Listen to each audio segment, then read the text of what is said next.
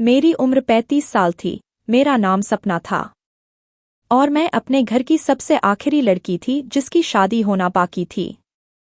और शादी इसलिए नहीं हो रही थी क्योंकि मेरा वजन बहुत ज्यादा था। जो भी आता मेरे मोटापे को देखकर वापस चला जाता। अब तो मेरा दिल टूटने लगा था। मैं अपने मोटापे को कम करने के लिए कई नुस्खा कर चुकी थी, मगर कोई भी काम नहीं आया था। इन्हीं दिनों अम्मा ने देख कर भाई की शादी कर दी, क्योंकि मेरी वजह से भाई की शादी भी रुकी हुई थी और भाई अब मुझे बद्दुआ देने लगा था। अम्मा ने सोचा बेटी की शादी फिर हो जाएगी, अब बेटे की ही शादी करती हूँ। बहू घर आएगी तो कोई ना कोई नया रिश्ता भी हाथ आएगा। और फिर अम्मा जब भाभी को ब्याह कर लाई तो मैं देखती ही रह गई। भाभी बेनतहा खूबसूरत, पतली बदन वाली गोरी चिट्टी लड़की थी। उसे जो देखता ही रह जाता। मैं बहुत खुश हुई थी, लेकिन मुझे थोड़ा सा जलन भी हुआ था। थोड़े ही दिनों में मेरी भाभी से दोस्ती हो गई थी। भाभी मुझसे बातचीत नहीं करती थी, लेकिन मैं उसे उसकी स्मार्टनेस का राज पूछना चाहती थी। कुछ दिन में ही मेरी भाभी के साथ बहुत ही अच्छी दोस्ती हो गई। अब भाभी मुझसे कहती कि तुम भी जल्दी से शादी कर लो। मैं भाभी से पूछती कि मैं शादी कैसे कर लूं। मेरे पास तो ना आप जैसी खूबसूरती है, ना ही मेरा वजन ऐसा है कि कोई मुझे नजर भर के देखे भी। भाभी बोली, इसमें क्या है, मैं तो तुम्हारा सारा इलाज कर दूंगी। मैं भाभी को हैरान होकर देखने लगी कि भाभी मेरा इलाज कैसे करेगी। बोली कि तू अभी कपड़ा बदल ले, हम डॉक्टर के क्लिनिक चलते हैं। मैं बहुत ज्यादा खुश हो गई। मुझे तो यकीन नहीं आ रहा था। आज पहली बार किसी ने मुझे डॉक्टर के पास जाने को कहा था, वरना सभी लोग यही कहते कि तू रोटी बहुत खाती है, कम कर ले तो ठीक हो जाएगी।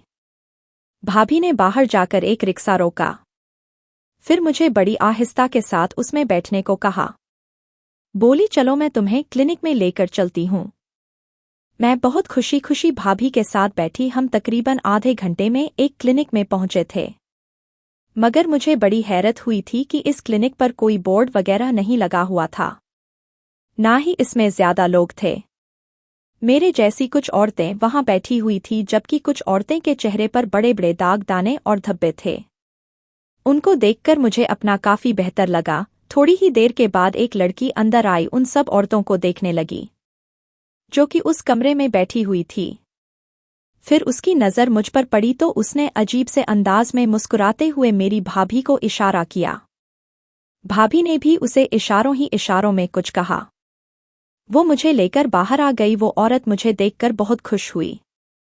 भाभी ने मुझे कहा कि यह औरत जो भी पूछे उसका सीधा जवाब दे देना, फिर यही तुम्हें बड़ी डॉक्टरनी के पास लेकर जाएगी, इससे तुम्हारा मसला हल हो जाएगा। मुझे क्या पता था कि मेरी किस्मत बदलने वाली है और भाभी पर भरोसा करके मैं एक बहुत बड़ी गलती करने वाली हूँ। वो लड़की मुझे कमरे में लेकर गई, वहां पर भाभी मौजूद नहीं थी।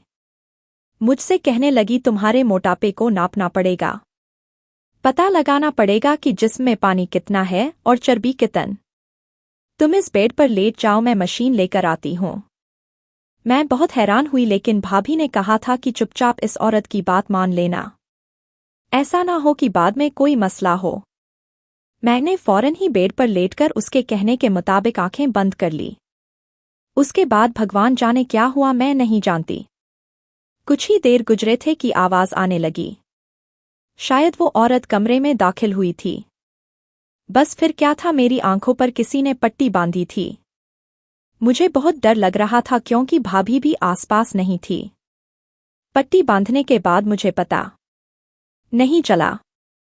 फिर जब मेरी पट्टी खुली तो मैं बिल्कुल वैसी की वैसी ही थी।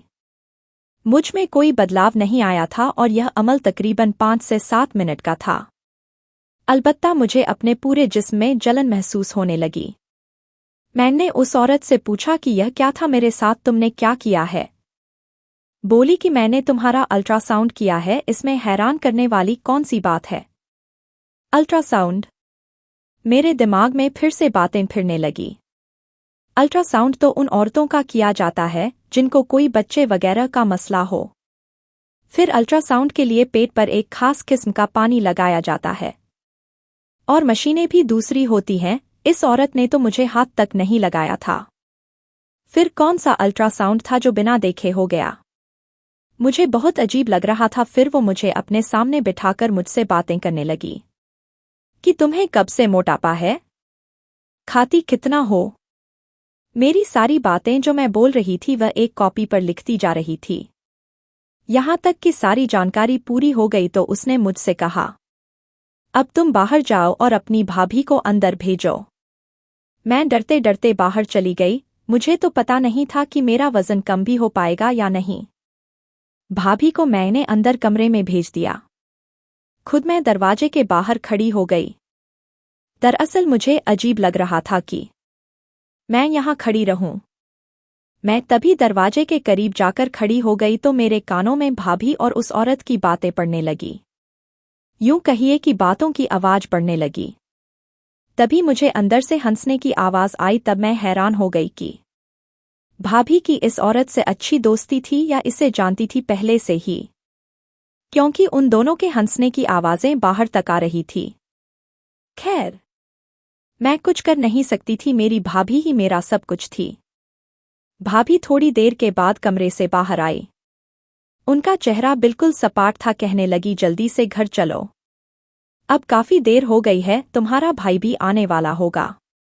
मैं भाभी की इस हड़बड़ी को समझ नहीं पाई। मैं उसके पीछे पीछे गई। भाभी ने फौरन ही जाकर रोड पर एक रिक्शा किया और उसमें बैठ गई। पूरा रास्ता भाभी ने मुझसे कोई बात नहीं की। वह गुमसुम थी।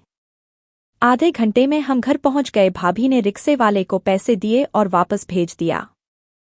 रिक्शे वाला बड़ी अफसोस भरी नजरों से मुझे देख रहा था। लगता था जैसे उसे कुछ मालूम हो, मुझे बताना चाहता हो। उसने मुझे आवाज भी दी, रुकिए बात सुनिए। भाभी ने उसे झिड़क दिया था। मेरा तो दिल चाह रहा था कि मैं भाभी से सारी बातें पूछ लूं, उनसे कहूं कि मैं भाई को बता दूंगी। लेकिन मैं क्या कर सकती थी, मेरा वजन बहुत ज्यादा था और इसके लिए भाभी ने ही मेरा इलाज करवाना था। जैसे ही हम घर में दाखिल हुए, भाभी मुझसे बात करने की बजाय सीधे अपने कमरे में चली गई। मैं भी उनके पीछे पीछे गई कि शायद वो मुझे मेरे इलाज के बारे में कुछ बताएगी, मगर उन्होंने फौरन से दरवाज़ा बंद कर लिया और मैं बाहर भूत की तरह खड़ी देखने लगी। काफी देर भाभी का इंतजार किया मगर वो कमरे से बाहर नहीं निकली। मैं इसी तरह अजीब अजीब ख्याल सोचकर अपने कमरे में आ गई। तभी अम्मा ने मुझे बुलाया, कहा कि भाभी तुमको बुला रही हैं। मैं बाहर गई तो भाभी बहुत खुश लग रही थी। मेरे गले लगकर बोली, तू तो मेरी सबसे अच्छी बहन है। मैं आज बहुत खुश हूं, तेरा इलाज तो हो ही जाएगा। मुझे भी बहुत खुशी हुई। भाभी के चेहरे से खुशी के रंग छलक रहे थे। उन्होंने मुझे अपने पर्स से 1000 रुपये निकाल कर दी और बोली, लो, जो भी दिल करे मेरी तरफ से खा लेना। मैं परेशान होकर बोली, भाभी आप तो मुझे मोटापे के इलाज के लिए लेकर गई थी और अब खाने के लिए मुझे पैसे दे रही हो। यह क्या बात हुई? मेरे पूछने पर भाभी हंस पड़ी। अरे इसमें क्या बात है, तुम आज खाना पीना कर लो। कल से तुम अच्छी तरह से डाइटिंग करना और मैं तुम्हारा इलाज भी करूंगी। और हाँ, उस डॉक्टर ने तो मुझे दवा भी दी है। उस दवा से 2 हफ्ते में तुम्हारे पेट की चर्बी पिघल कर खत्म हो जाएगी। यह बात सुनकर मैं बहुत खुश हुई। अच्छा, सच में? मुझे तो लगा था कि इसमें कुछ खतरे वाली बात है, यही कि शायद मैं लाइलाज हूं या मेरा कोई इलाज नहीं हो सकता। मेरी बात पर भाभी हंस पड़ी और फिर बड़ी ही शैतानी मुस्कुराहट चेहरे पर सजाकर बोली, तुम्हारा इलाज मुमकिन है मेरी जान, बस तुम्हें थोड़ा सब्र करने की जरूरत है। भाभी की ऐसी बातें सुनकर मैं फिर खामोश हो गई। इस हल्ले गुल्ले में पता ही नहीं चला कब मेरा बड़ा भाई भी घर आ गया। मैंने और नवीन ने खूब मजा किया। हम लोगों ने बाहर से खाना मंगवाया और खाया। इन सब में अपनी दवा के बारे में भूल गई थी। सब कामों से फ्री होकर भाभी मेरे कमरे में आई। उनके हाथ में छोटी सी सीसी की बोतल थी। मेरी तरफ देखते ही बोली थी, डॉक्टर ने मुझे दी है, इससे क्या होगा, यह तो बहुत थोड़ी सी दवा है। मैंने कहा था, नहीं, इसी से तो असर होगा। यह बहुत असरदार दवा है। यह कहकर भाभी ने वो बोतल मुझे दिखाई। उसमें किसी खास किस्म का तेल था। भाभी ने मुझे बताया कि इसे नाक में डालकर रात भर सो जाना है। सुबह उठूंगी तो मेरा वजन कम होने के लिए मेरे जिस्म में बहुत सारी बदलाव आनी शुरू हो जाएगी। भाभी की बात सुनकर मैं बहुत खुश हुई। भाभी ने कहा कि यह दवा बहुत महंगी है। मैंने तुम्हारे लिए 10,000 की ली है। इसका बहुत ख्याल करना, एक एक कतरा तेल का नाक में डालती रहना। इससे तुम्हें बहुत ज्यादा मदद मिलेगी। मैं भाभी की बात सुनकर बहुत शुक्रगुजार हुई। फिर अचानक भाभी को कुछ याद आया और वो बोली, बात सुनो, तुम इस दवा को खाने के बाद अपने कमरे में ही रहना। इधर उधर ना जाना, इससे नींद बहुत आती है। जी भाभी, मैं कहीं नहीं जाऊंगी, आप फिक्र ना करें, पूरा कोर्स करूंगी। बहुत अच्छी बात है, चलो मैं चलती हूँ, रात बहुत हो गई है। यह कहकर भाभी मेरे कमरे से चली गई और मैं उस शीशी को देखने लगी जो बहुत ही छोटी सी थी। इसमें जैसे लगता था तेल नहीं बल्कि जहर का कतरा हो। मैंने इसे खोला तो एक अजीब सी बदबू मेरे नाक से टकराई थी। खैर, मैंने दरवाज़ा बंद किया और उसका इस्तेमाल करने के बाद मैं सो गई। मुझे उस रात बहुत गहरी नींद आई थी। काफी देर मैं सोती रही, बिल्कुल ऐसे जैसे कोई बेहोश होता हो। सुबह के 10 बजे अम्मा ने दरवाज़ा जोर जोर से बजाया। अम्मा की आवाज़ सुनकर मैं भी बहुत ज्यादा डर गई थी, क्योंकि ऐसा पहले कभी नहीं हुआ था। उठते ही मेरी नज़र घड़ी पर पड़ी तो मैं हैरान रह गई थी। सुबह के 10 बज रहे थे, हालांकि ऐसा होना नहीं चाहिए था। मैं सुबह 10 बजे तक आज तक कभी नहीं सोई थी। मैंने हमेशा अपनी जिंदगी मुनासिब तरीके से गुजारी थी। फिर जैसे ही मैंने दरवाज़ा खोला तो अम्मा पर नज़र पड़ते ही वह परेशान होकर मुझे देखने लगी। अरे बेटी, क्या हुआ? तुम तो बहुत जल्दी उठ जाया करती हो, आज ऐसी क्या बात हो गई? अम्मा के कहने पर मैं सच में खुद को हैरत से देखने लगी। मेरे जिस्म से भी बदबू आ रही थी। मुझे लगा जैसे मैं किसी कीचड़ में सोई हूं, क्योंकि मेरे कपड़ों से भी अजीब किस्म की बदबू आ रही थी। जिसे सूंघा नहीं जा रहा था वो तो शुक्र है अम्मा ने इस बात को महसूस नहीं किया। मैं नाश्ते पर जाने से पहले नहाने के लिए अपने कमरे में चली गई। नहा धोकर बाहर निकली तो मुझे तरोताज़ा महसूस हुआ। मुझे बहुत बुरा भी लग रहा था, इस तरह सोने से मेरे कपड़े पहले बदबूदार कभी नहीं हुए थे। लेकिन आज तो एक अजीब ही मामला मेरे साथ पेश आ रहा था। थोड़ी ही देर बाद मैं नाश्ते पर गई, भाभी भी मेरे साथ बैठी थी। मुझे देखकर भाभी बहुत खुश हो रही थी, बोली कि रात को नींद कैसी आई।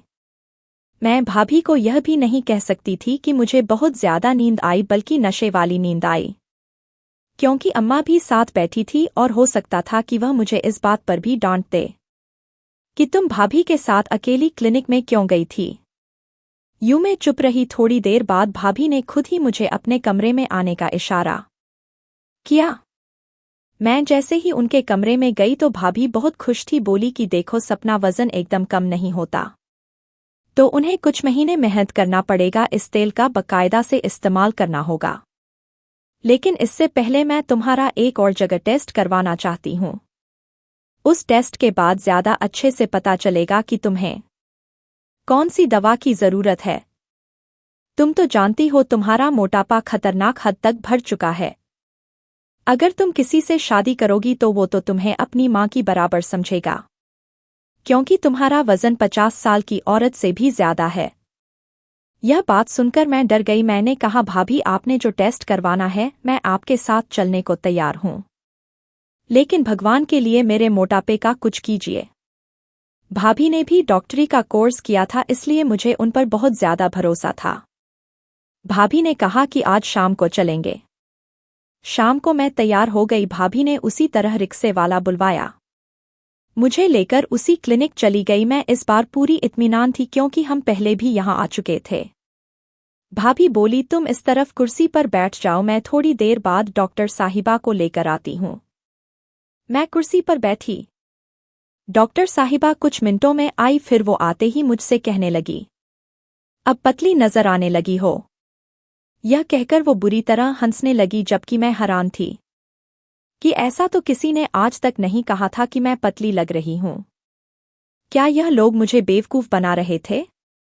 मैंने देखा उस औरत के हाथ में कपड़े थे जो नए लग रहे थे। उस औरत ने वो कपड़े भाभी को दिए। भाभी ने उस कपड़े को लाकर मुझे दिया और बोली, जाओ जाकर बाथरूम में ये कपड़े बदल कर आओ, फिर इसी में तुम्हारा चेकअप होगा। मैंने कपड़े देखे तो वो तो किसी दुल्हन के जैसे कपड़े थे। लग रहा था कि इन कपड़ों में मेरा चेकअप का कोई बंदोबस्त होगा, क्योंकि ये कपड़े अस्पताल के हरगिज न थे। मैं हल्के नीले कपड़ों से वाकिफ थी, वो तो बहुत पहनने में आराम होते हैं, जबकि ये कपड़े बहुत ज्यादा चमकीले भड़कीले थे। मैं हैरत निगाह से भाभी को और उस लड़की को देखने लगी। अरे जाओ भी पहन कर आओ ना, मैं तुम्हारा इंतजार कर रही हूं। मेरे पास इतना वक्त नहीं है, मेरे पास और भी मरीज है। इसके बाद मैं उसके रूम में आ गई। मैंने बाथरूम में जाकर वह कपड़े लटकाए और चेंज करके बाहर आ गई। वो कपड़े मुझे पूरे आए थे, वरना इस तरह के कपड़े कभी मुझे पूरे नहीं आते थे। वो औरत मुझे कपड़े पहनाकर एक कमरे में ले गई। मुझसे कहने लगी कि तुम यहीं थोड़ी देर बैठे रहो, और हाँ, तुम्हें सामने उस शीशे को देखना है, हिलना डुलना नहीं है। मैं उस औरत की हिदायत पर अमल करने लगी। सामने एक कदम पर शीशा रखा हुआ था। मैं जिसे देख रही थी, यहां मुझे बैठे काफी देर हो चुकी थी। फिर उसने मुझे कहा कि तुम उठकर खड़ी हो जाओ और हिलना, नहीं तुम्हारे लिए मसला हो जाएगा। मैं तुम्हारे चेकअप के लिए बहुत बड़ी मशीन कमरे में सेट कर चुकी हूं, उससे तुम्हारा चेकअप हो जाएगा। फिर उसने मुझसे कुछ और भी बातें की और बोली, अब तुम लोग घर चले जाओ, मुझसे 3 हफ्ते के बाद मुलाकात करना। जो दवा मैंने तुम्हें दी थी वो तुम पर असर कर रही है, उसके बाद से तुम ठीक होने लग जाओगी। वैसे भी तुम्हारा वजन 5 किलो कम हो गया है। मैंने तुम्हारा वजन कर लिया है, वो औरत बोली। तो मैं बहुत हैरान हुई, वजन करने जैसी कोई बात नहीं हुई थी। मैं अपने घर आ गई। भाभी इस बार बहुत परेशान थी। मुझे हैरत थी कि पहले की तरह वह खुश नहीं लग रही थी। उन्हें देख कर मैं भी परेशान हो रही थी कि ना जाने क्या बात है जो भाभी इतना परेशान है। जैसे ही हम लोग घर पहुंचे, भाभी मुझे लेकर अपने कमरे में आ गई। बोली, उस औरत ने तुमसे और क्या कहा था? वह बहुत फिक्र से पूछने लगी। कुछ भी नहीं कहा था, उसने मेरा चेकअप किया। लेकिन भाभी, उन कपड़ों में चेकअप कौन करता है? मैंने परेशानी से पूछा था। हाँ, तो इस बात से फिक्र नहीं करो, बस तुम्हारा रिश्ता जल्दी ही हो जाएगा। तुम वाकई में पतली लगती हो अब। भाभी ने भी खुशामद लहजे में कहा। तो मैं चुप हो गई कि शायद सब कह रहे हैं तो फिर पतली लग रही होंगी। फिर भाभी ने मुझे बताया कि तुम्हारी पतली लगने की वजह से अब मैं तुम्हारा लिए रिश्ता लाऊंगी। पर फिक्र नहीं करो, भाभी ने कहा, मैं तुम्हारे लिए बहुत अच्छा रिश्ता लाऊंगी। भाभी के यह बोलते ही मैं खुश हो गई थी। लेकिन घर में किसी ने भी मेरी वजन के बारे में कोई बात नहीं की। 2 दिन के बाद भाभी ने मुझसे कहा, मैं एक और रिश्ता तुम्हें दिखाना चाहती हूं, तुम्हें पसंद हुआ तो बताना। वो लोग हमारे घर आ गए 2 दिन बाद ही मेहमान बनकर। तकरीबन एक पूरा खानदान हमारे घर आया। भाभी ने उन सबको यही बताया था कि मेरी ननद का रिश्ता अभी तक नहीं हुआ, मगर वो सब लोग तो जैसे मुझे पहले से जानते हैं। अरे यह तो वही है, उनमें से एक औरत ने कहा। फिर उस लड़की को कुछ दिखाने लगी, बोली कि यह तो वही है ना, यह तो बहुत मोटी है। भाई, पहले ही हमारे खानदान में ऐसी लड़कियों का मजाक बनता है। चलो यहां से। उन लोगों ने तो सामने ही कह दिया, मैं मोटी लगती हूं और ऐसी लड़की से रिश्ता नहीं कर सकते। दिल टूटा था मगर मैं खामोश रही। वैसे भाभी ने कहा था कि अगर तुम्हारी शादी या रिश्ता इन लोगों के साथ नहीं होता तो फिर मैं अपने भाई से तुम्हारी शादी खुद करवाऊंगी। तुम इस बात की फिक्र नहीं करो। इनके जाने के बाद भाभी मुझे तसल्ली देने लगी और बोली, यह आखिरी लोग थे जिन पर मैंने भरोसा किया। बस तुम फिक्र नहीं करो, मैंने अपने भाई से सारी बात कर ली है। अगर वह तुमसे शादी करेगा तो तुम्हारी जिंदगी संवर जाएगी। बस तुम थोड़ा एक्सरसाइज भी किया करो। मेरा भाई भी तुम्हें डॉक्टर के पास लेकर जाएगा, उससे तुम ठीक हो जाओगी। मैंने भगवान का धन्यवाद किया। कुछ ही दिनों में भाभी का भाई मेरे लिए रिश्ता लेकर आ गया। उन्होंने मुझे देखा तक नहीं और मेरी शादी की तारीख तय कर दी। मैं बहुत खुश थी, आखिर भाभी का दिया हुआ टोटका काम कर गया। लेकिन भाभी ने मुझे सख्ती से मना कर रखा था कि आइंदा वो यह दवा इस्तेमाल नहीं करना, उससे तुम्हें बहुत नींद आती है। मैंने भाभी की बात समझ ली थी तो मैंने वह दवा इस्तेमाल करना छोड़ दी। मेरे लिए जिंदगी बहुत आसान हो गई थी। मेरा पति मुझे देखते ही मुझ पर फिदा हो गया। बोला कि तुम मुझे बहुत अच्छी लगती हो, तुम बहुत खूबसूरत हो। मैंने तो सिर्फ अपनी बहन के लिए तुमसे शादी की है, अपनी बहन का घर बचाने के लिए, वरना तुम जैसी औरत से मैं कभी शादी ना करता। शायद यह सोचकर कि तुम्हारा वजन ज्यादा है, मगर तुम्हारी असल खूबसूरती मैंने आज देखी है। क्यों बहन का घर बचाने के लिए क्यों? मैंने अपने पति से पूछा तो वो बोला मैं तुम्हें यह बात नहीं बता सकता। मेरी बहन ने मुझे कसम दी है, वरना अगर मैं तुमको यह बात बता दूंगा तो वह नाराज होगी। मैं अपने पति से बड़ी मुश्किल से यह बात निकलवा पाई और बात सुनकर मेरे रोंगटे खड़े हो गए। कहने लगा कि मेरी बहन तुम्हारे मोटापे का इलाज नहीं कर रही थी, दरअसल तुम्हें इस्तेमाल करके पैसे कमाना चाहती थी। उसको अपने ब्रांड की मॉडलिंग के लिए बहुत ही मोटी औरत की जरूरत थी, इसी वजह से वो तुमको एक एजेंसी के पास लेकर भी गई थी। मगर उसने उन लोगों से कहा कि तुम इस तरह तस्वीरें नहीं बनवाओगी और तुमको कोई बहाना करके दे। एक दो तस्वीरें तुम्हारी मैगजीन में भी छप गई। लेकिन इस बात पर तुम्हारी भाभी बहुत परेशान हुई, क्योंकि तुम मशहूर होने लगी थी। और यह बात अगर तुम्हारे भाई को पता चल जाती तो वह मेरी बहन को तलाक दे देता। बस इसीलिए उसने तुम्हारी शादी का बंदोबस्त मुझसे कर दिया। मेरा पति यह कहकर तो खामोश हो गया, मगर मेरे जहन में आधी तूफान की तरह पिछले गुजरे वाकया चलने लगे। मैं सोच भी नहीं सकती थी कि भाभी मुझे अपने पैसों के लिए इस्तेमाल करेंगी। वो भी एक अच्छे घराने से ताल्लुक रखती थी। लेकिन अच्छी बात यह थी कि उसने अपने नुकसान का भुगतान कर दिया था। अपने भाई से मेरी शादी का बंदोबस्त कर दिया ताकि मैं जमाने भर में जलील और रुस्वा ना हूं। अपने भाभी से कुछ कह नहीं सकती, मेरे पति ने मुझे कसम दी है, वरना भाभी मेरे सामने बहुत शर्मिंदा होंगी। आपको अगर यह कहानी अच्छी लगी तो इस वीडियो को लाइक, शेयर कीजिए और इस तरह की अच्छी कहानियां सुनने के लिए हमारे चैनल को सब्सक्राइब कीजिए। धन्यवाद दोस्तों।